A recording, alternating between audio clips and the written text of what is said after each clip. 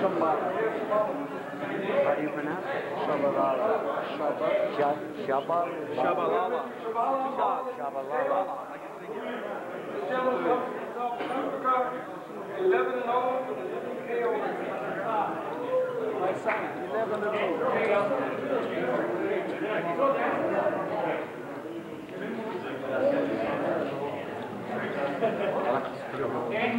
Chabalala. 235. 235. Paul McGREW. Mr. McGREW. From Houston, Texas. Paul McGREW.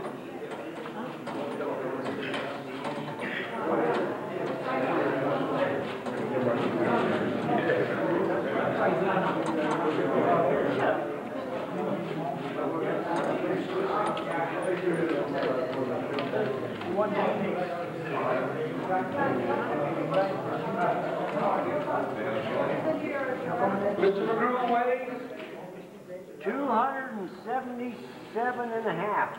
277 pounds. 277 and 1/2. We won't count the half. Very good. Next bout, Mr. Sanders.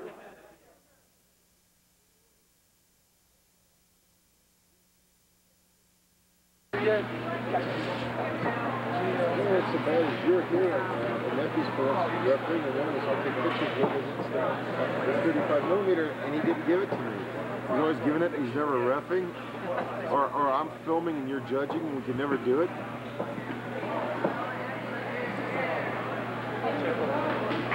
So do we need to get all this stuff here? I think there would be. That time of day. Do this for European time.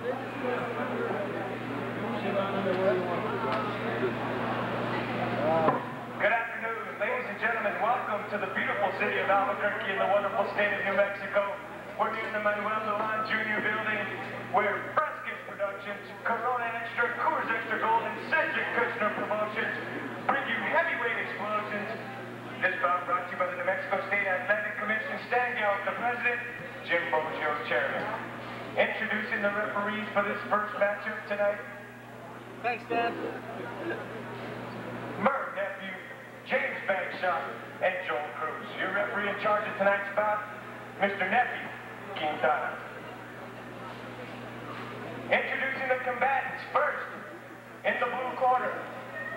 He weighed in at 235 pounds. He's wearing the black trunks trimmed with pink and white. He has a professional record of 11-0 with 11 knockouts. He hails from Johannesburg, South Africa. Courage, no limit, Tshabalala.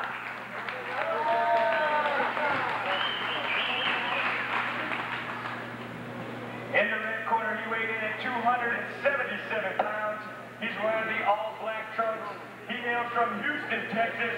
He goes by the name of Carl McGrew. Trapped.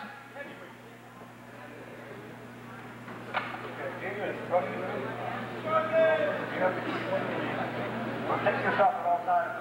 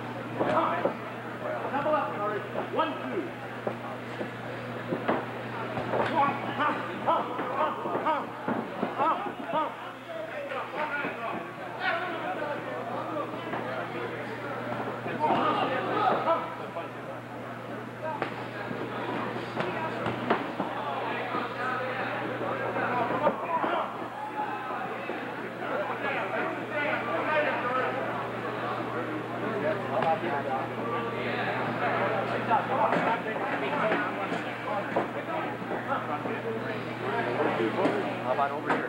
Chase can get over here.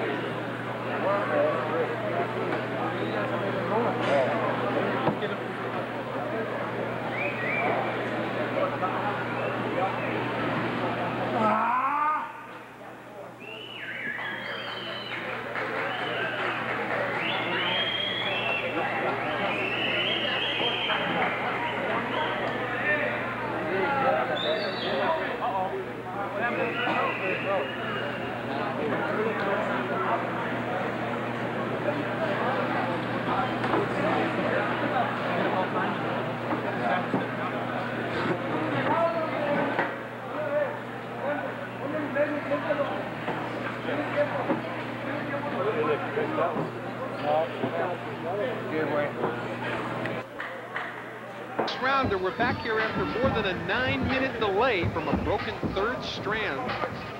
Both fighters trying to stay wet, being doused with water between rounds.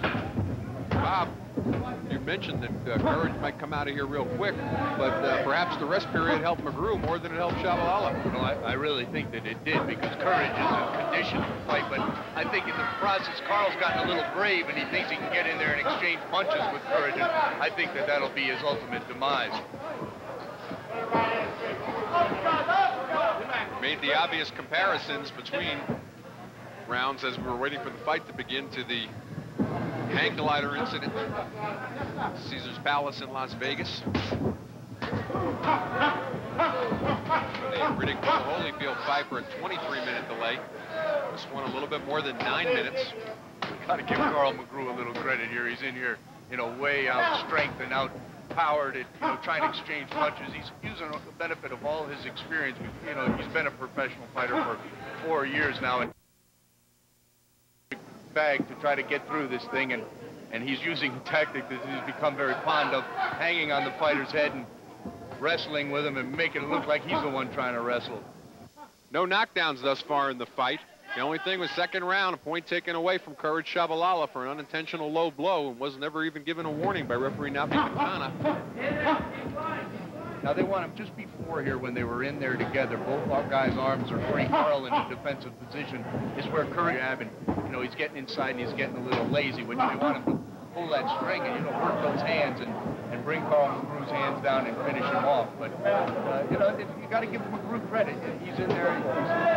It's a combination of trying to survive and trying to embarrass Courage a little bit with those jumping in with that long jab. Tshabalala, in black and pink shorts, came into this fight 11-0 with 11 knockouts and never been past 2 rounds, and McGrew left out some sort of a tribal shout. So this is the first time Courage Tshabalala has been past 2. We're in the 4th round. A little more than 30 seconds to go. In here, this is where Courage wants to work and exchange punches. That's he's getting off a little bit there. Well, No, I think he's got this complete disdain for Carl's power, or lack of it, but at the same time, you know, the habits that you develop in these kind of fights, what you're going to do in other fights. You know, Tommy and Nick are both, there's the good kind of body work that they want Courage to work with, and Carl comes back showing, hey, I'm not done yet.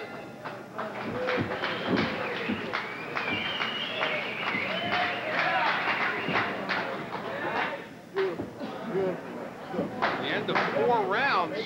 Another good round for Courage Tshabalala, but Bob, he seems to have lost focus and a lot of zip in his punches.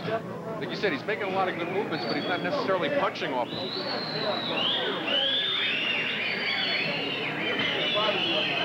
We'll take a look at action here. Listen to Carl McGrew.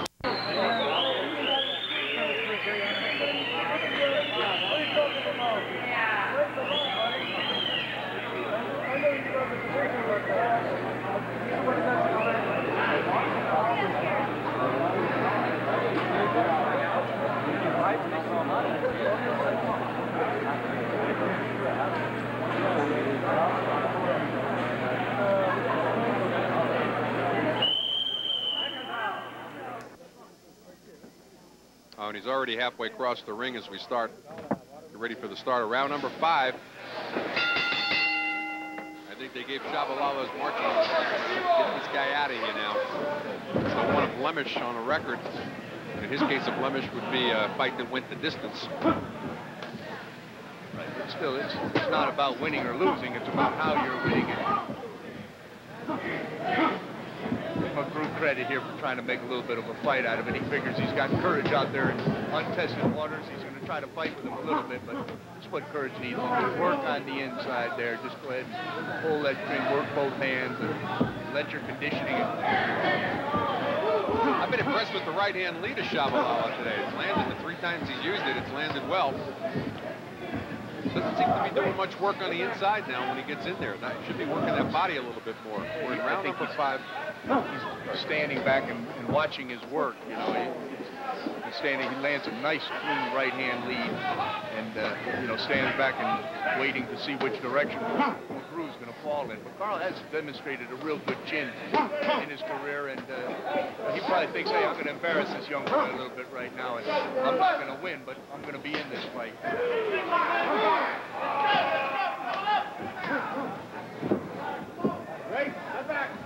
Just about halfway gone here in round number 5. Scheduled for 6. Undefeated Courage Tshabalala from South Africa.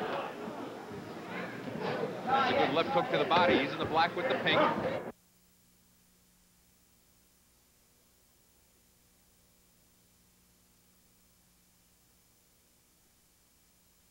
None of them by knockout.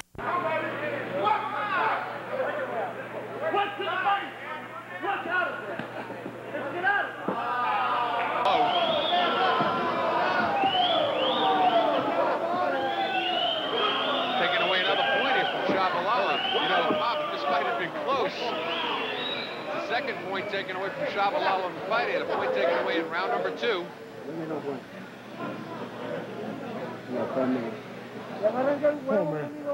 Come on. All right. Carl McGrew waves on Tshabalala. Let's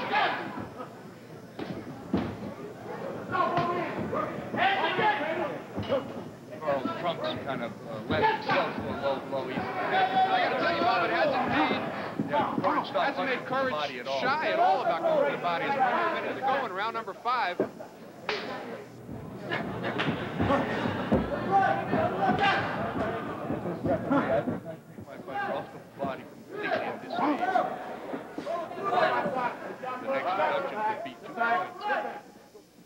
And all of a sudden, you got an even fight. And look at Courage's mouth.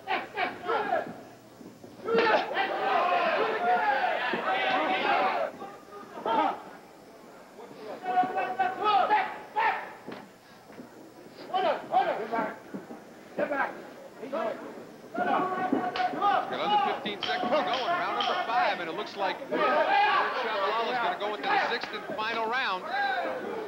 And I almost spoke too soon. He landed a good left hook, and I watched McGrew's knees buckle. We come to the end of round number 5 on Heavyweight Explosion.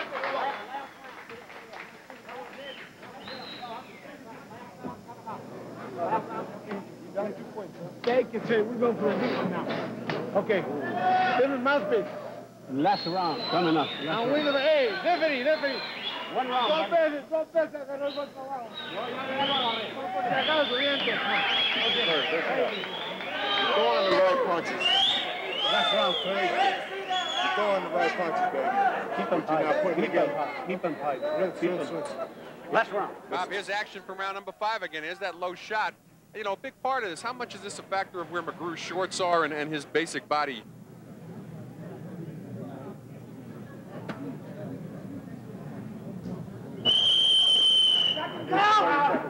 They're long at the bottom and they're long at the top, so you think that the referee may have noticed that and said to him early on, hey, if it's here, I'm going to call it.